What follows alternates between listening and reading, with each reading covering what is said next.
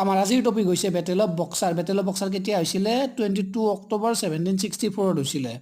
কাৰ মাজত হৈছিলে? ব্ৰিটিছক লিড কৰিছিলে হেক্টৰ মুনৰই।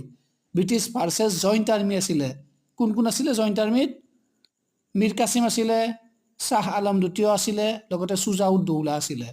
শ্বাহ আলম দ্বিতীয় কোন আছিল? মোগল ৰুলাৰ। লগতে চুজা-উদ দৌলা কোন আছিল? নবাব অফ অবধৰ নবাব আছিল।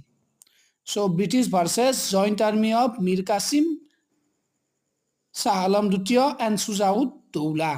এইটো মনত ৰাখি থব। কাৰ মাজত হৈছিলে, কেতিয়া হৈছিলে, এক্সামত সুধিছে। এই যিটো বেটেল অফ বক্সাৰ আছিল, ইয়াৰ ৰিজাল্ট কি আছিল? ইয়াৰ ৰিজাল্ট আছিলে ব্ৰিটিছৰ জয়লাভ হৈছিলে। কাৰ জয়লাভ হৈছিলে? ব্ৰিটিছৰ জয়লাভ হৈছিলে। সো এইকেইটা মনত ৰাখি থব বেটেল অফ বক্সাৰৰ ওপৰত।